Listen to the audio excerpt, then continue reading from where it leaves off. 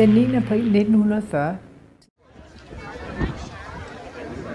I den rigtige historie, den fra den 29. januar 1945, der blev der netop ringet til zoneambulancen.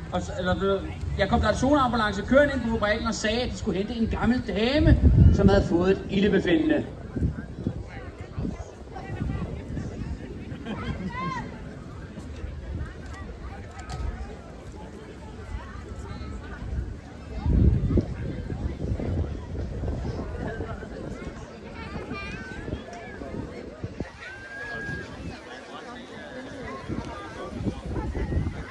Den gamle dame var meget forvirret, fordi hun sagde selv, at hun ikke var syg.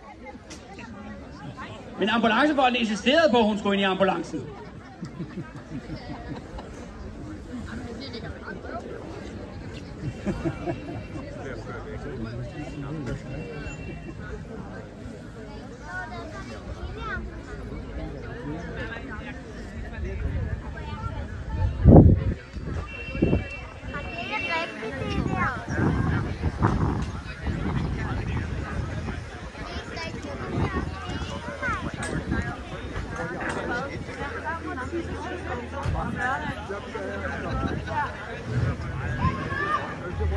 Og det viste sig, at det var et trick. Modstandsbevægelsen brugte zoneambulancen til at komme ind på fabrikken og få fat i de her sabotagevagter, der blev taget med bukserne nede.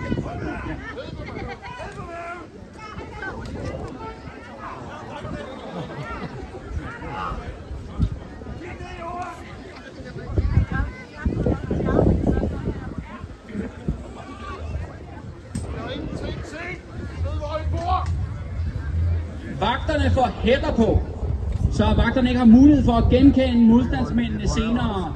Og det skal jo siges, det er højst fristende. Hvis en sabotagevagt kunne genkende en modstandsmand og informere Gestapo om det, så kunne han tjene 5.000 kroner. Det svarer til en faglært arbejders årsløn under besættelsen. Modstandsbevægelsen bevægede sig ind på Allerupfabrikken og begyndte at plante forskellige sprængstoffer. I alt 5 bomber. Gik ud og lavede sabotageaktioner og viste modstand ud i det åbne rum. For modstand avler mere modstand. Og nu tændte modstandsbevægelsen lunden, så nu skal I til at holde jer for ørerne.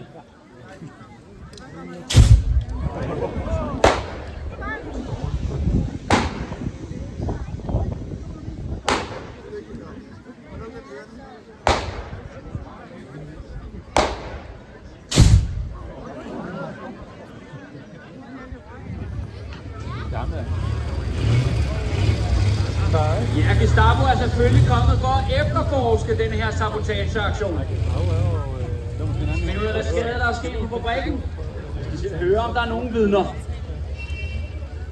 Men så vidt jeg kan se, er der kun vores 2 Regular Joes, vores sabotagevagter. Retninger på krigen er ret entydige. Gestapo er fuldstændig og hamrende professionelle, men de er også nogle sataner. Mange af dem er kendt for, at de er sadister, og de bruger tortur til at få folk til at levere dem information.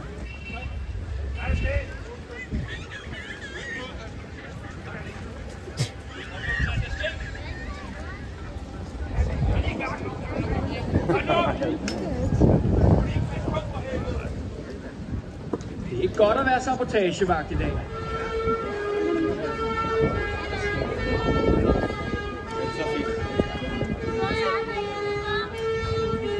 Nå, nu rykker vi.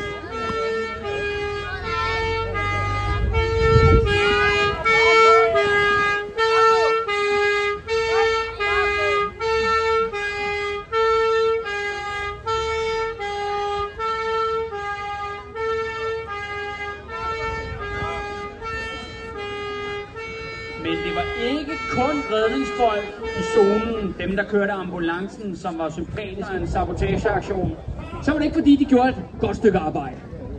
De var finde på sig at tage sig rigtig god tid.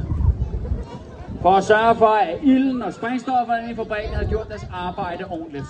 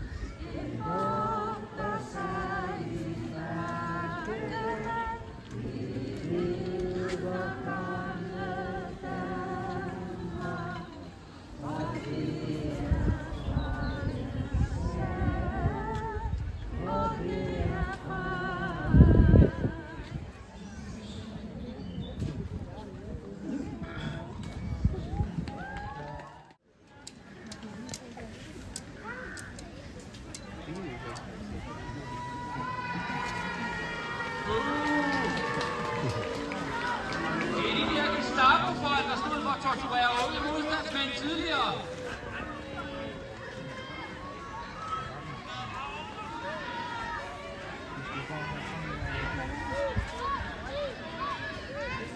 Op på vognen med dem.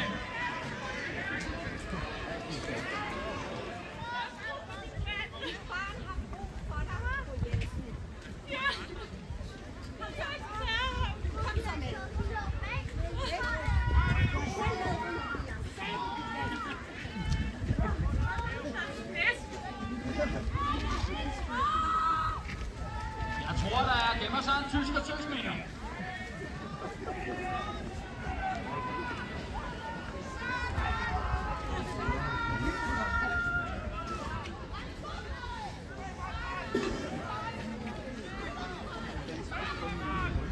Ikke kønt under befrielsen.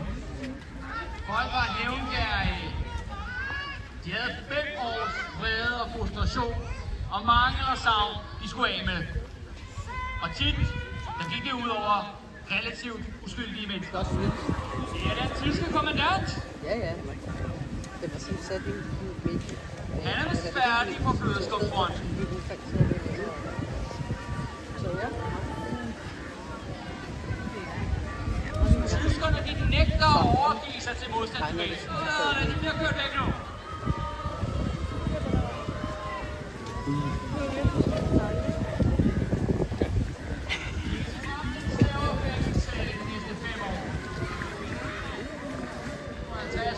Der blev langt de fleste af dem uenige. Danmark vil... Ja! Og de danske soldater er uenige.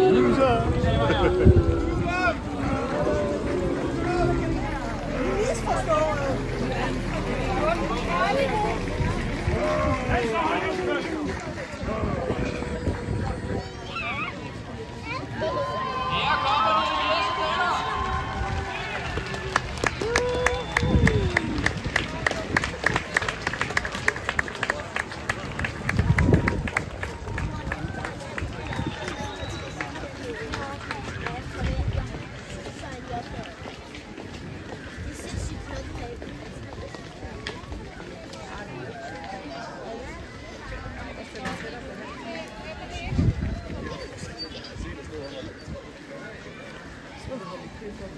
Ja.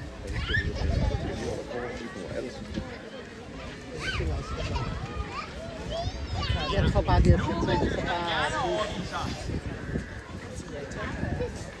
Ja.